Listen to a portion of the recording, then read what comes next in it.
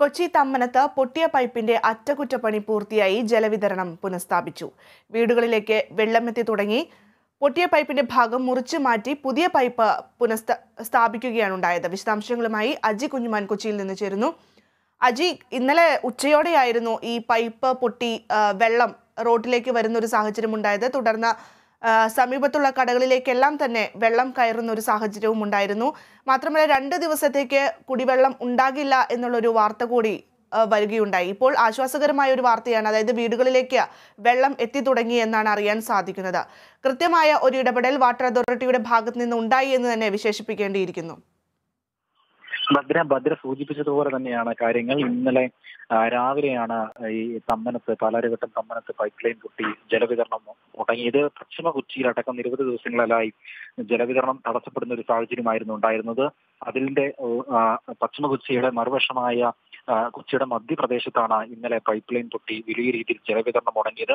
എടപ്പള്ളിയിലും ചങ്ങമ്പുഴയിലും അടക്കമുള്ള സ്ഥലങ്ങളിൽ, അതായത് പ്രധാനപ്പെട്ട നഗരകേന്ദ്രങ്ങളിലെ പ്രധാനപ്പെട്ട സ്ഥലങ്ങളിലെല്ലാം തന്നെ ജലവിതരണം മുടങ്ങിയതോടെ വലിയ പ്രതിസന്ധിയാണ് ഉണ്ടായത്. ആലുവയിൽ നിന്നും കൊച്ചിയിലേക്കാണ് എത്തിക്കുന്ന പ്രധാന പൈപ്പ് ലൈൻ ആയിരുന്നു. ഈ പ്രധാന പൈപ്പ് ലൈനാണ് ഇന്നലെ പൊട്ടിയത്.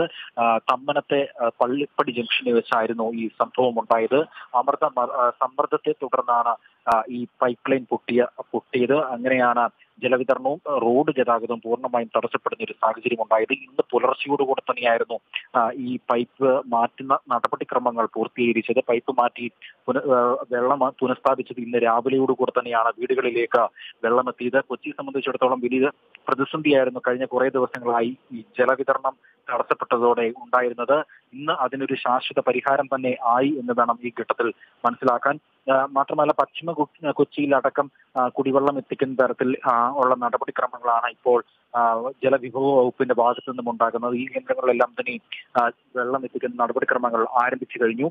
ഇന്ന് രാവിലെ 5 മണിയോടുകൂടിയാണ് കുടിവെള്ളം എത്തിയത്. ഫ്ളാറ്റുകളിലേക്കും വീടുകളിലേക്കും കുടിവെള്ളം എത്തിയത്.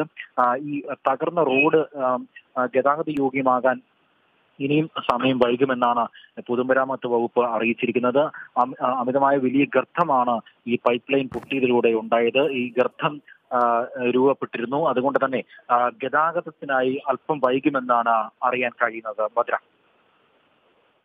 ശരി അജി, കൊച്ചി തമ്മനത്ത് പൊട്ടിയ പൈപ്പിന്റെ അറ്റകുറ്റപ്പണി പൂർത്തിയാക്കി ജലവിതരണം പുനഃസ്ഥാപിച്ചു. ഇന്ന് പുലർച്ചെ മുതലാണ് വീടുകളിലേക്ക് വെള്ളം എത്തി തുടങ്ങിയത്.